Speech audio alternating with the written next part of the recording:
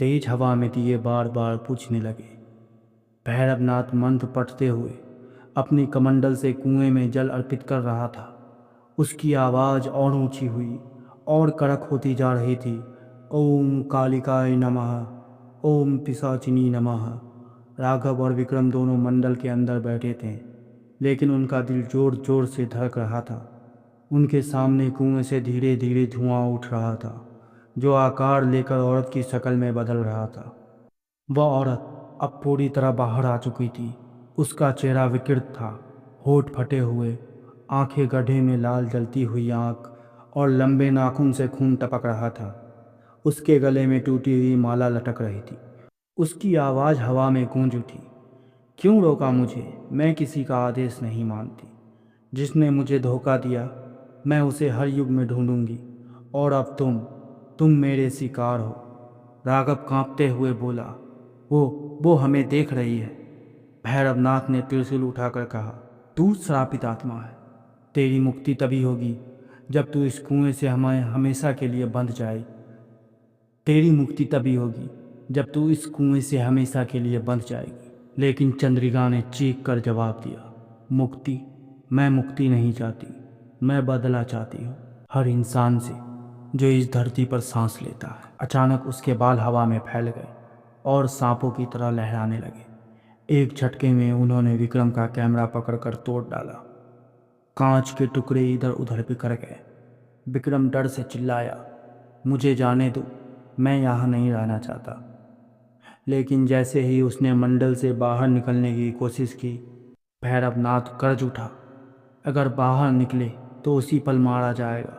विक्रम वहीं बैठ गया, लेकिन उसका शरीर कांप रहा था। भैरवनाथ ने आंखें बंद करके राख हवा में उड़ाई। राख जैसे ही चंद्रिका पर गिरी, वह दर्द से चीख उठी। तुम मुझे कमज़ोर नहीं कर सकते, मैं इस कुएं की रानी हूँ। लेकिन अचानक अंधेरा और गहरा हो गया। पेड़ों पर बैठे पक्षी एक साथ चीखने लगे। आसमान में बादल गरज उठे।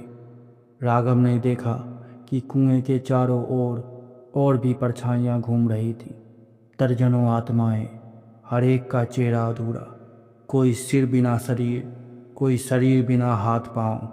वे सब चंद्रिका के पीछे खड़ी थी, जैसे उसकी सेना हो। राघव ने डरकर फुसफुसाया, ये तो दर्जनों हैं। भैरवनाथ, क्या ये सब हमें मार देंगे?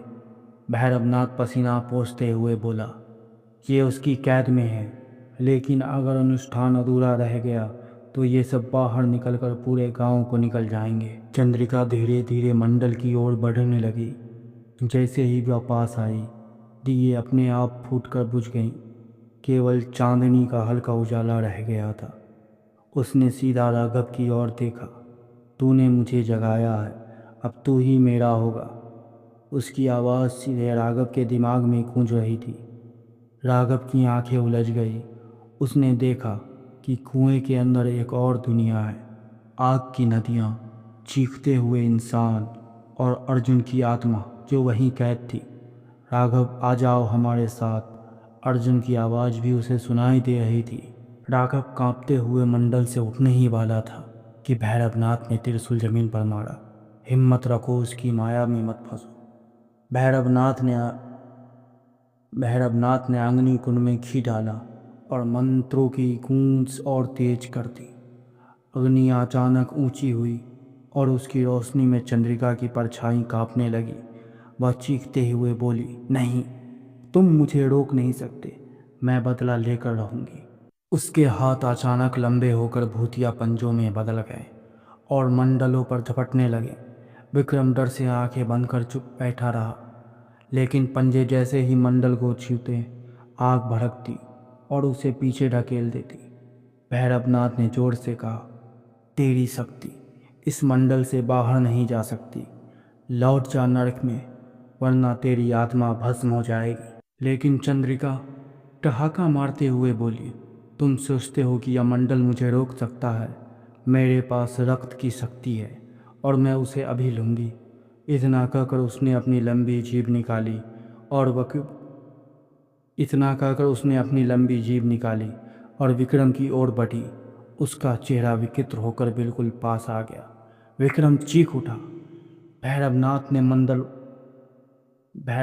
ने मंत्र बदल दिए और राख की एक मुट्ठी सीधे चंद्रिका पर फेंकी।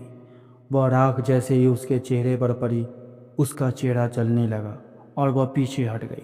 लेकिन उसकी चीखें इतनी तेज थी कि पेड़ों की टहनियाँ टूटने लगी, जमीन हिलने लगी जैसे भूकंप आ गया हो। कुएं से अचानक काला धुआं और खून जैसा लाल पानी उबलने लगा। चारों तरफ बदबू फैल गई। सैकड़ों आत्माएं बाहर निकलने लगी। उनकी चीखें, कराहें और टूटे शरीर पूरे जंगल में गूंज रही थी। राघव ने विक्रम का हाथ पकड़ते हुए कहा, अगर ये बाहर आ गए तो पूरा गांव खत्म हो जाएगा। भैरवनाथ गरजते हुए बोला, इसीलिए यह आखिरी रात है, या तो मैं सफल होऊंगा या सब नष्ट हो जाएगा। उसने त्रिशूल की दिशा में उठाया और जोर से मंत्र पढ़ा। आग की एक लपट सीधे कुएं में गिरी। कुएं से चंद्रिका की दर्दनाक चीख निकली। उसका शरीर धुएं में बदलने लगा, लेकिन साथ ही आत्माओं की भीड़ और तेजी से बाहर निकलने लगी। राघव ने भय से देखा कि उसमें कुछ अब मंडल के चारों ओर घूम रही थी। कुएं से लगातार लाल पानी और काला धुआं निकल रहा था। चंद्रिका की आत्मा आधी धुएं में बदल चुकी थी, लेकिन उसकी आंखों की लाल आंख पहले से भी ज़्यादा डरावनी हो गई थी। तुम सोचते हो मुझे मिटा दोगे? वह गर्जी। मैं इस धरती की हर आत्मा को निगल लूंगी। सैकड़ों आत्माएं हवा में तैर रही थी, कोई सिर विहीन, कोई बिना हाथ पांव, कोई अधमरा शरीर। वे सब मंडल के चारों ओर गोल घूम रहे थे।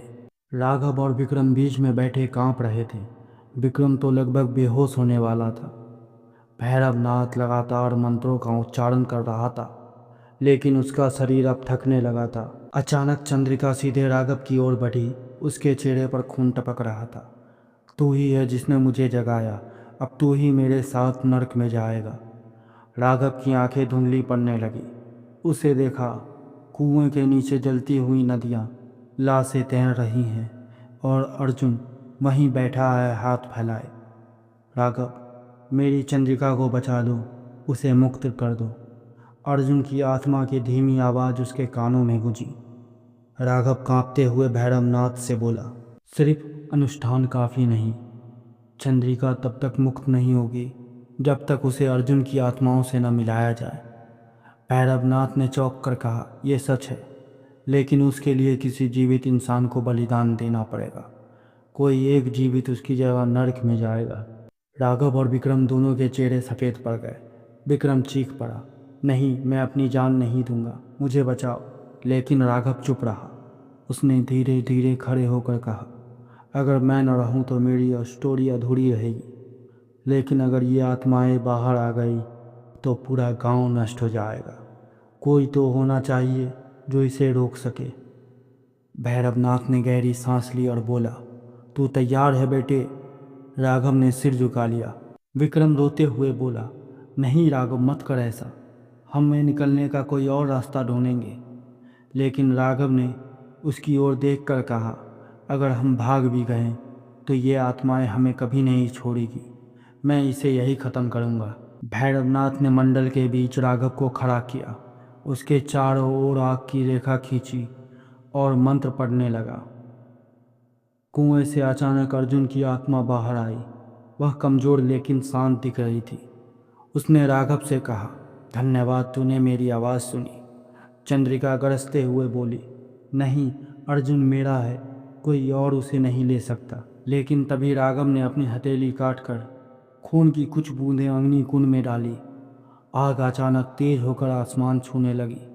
भैरवनाथ चिल्लाया, अब पीछे मत हटना, तेरा खून ही इस द्वार को बंद करेगा। अर्जुन की आत्मा धीरे धीरे चंद्रिका के पास गई। चंद्रिका, अब श्राप खत्म कर, हमारा मिलन यही है। चंद्रिका की लाल आंखें धीरे धीरे नम पड़ गई। उसके चेहरे से खून गायब हो गया और आंसुओं की धार बह निकली। अर्जुन, मैंने सदियों तक तेरी प्रतीक्षा की, अब तू आया है। दोनों आत्माएं गले मिल गईं।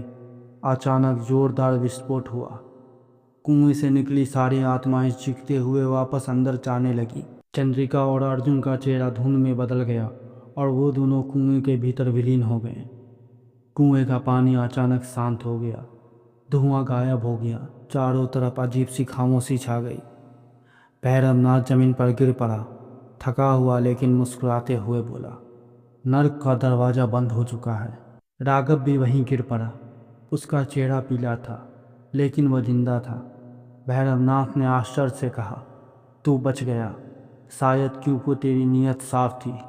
आत्माओं ने तुम्हें क्षमा कर दिया। विक्रम दौड़कर राघव को गले लगा लिया, आंसू बहाते हुए, तू पागल है, लेकिन अगर तू न होता तो हम मर जाते। कुछ महीनों बाद राघव ने पूरी घटनाओं पर किताब लिखी, नर्क का दरवाज़ा, एक सच्ची दास्तान। किताब ने पूरे देश में तहलका मचा दिया, लेकिन कहानी यहीं ख़त्म नहीं हुई। कई साल बाद जब कुएं के पास फिर से कुछ लोग रिसर्च करने आए, तो उन्होंने पानी में अपना चेहरा देखा और उसे प्रतिबिंब में राघव था।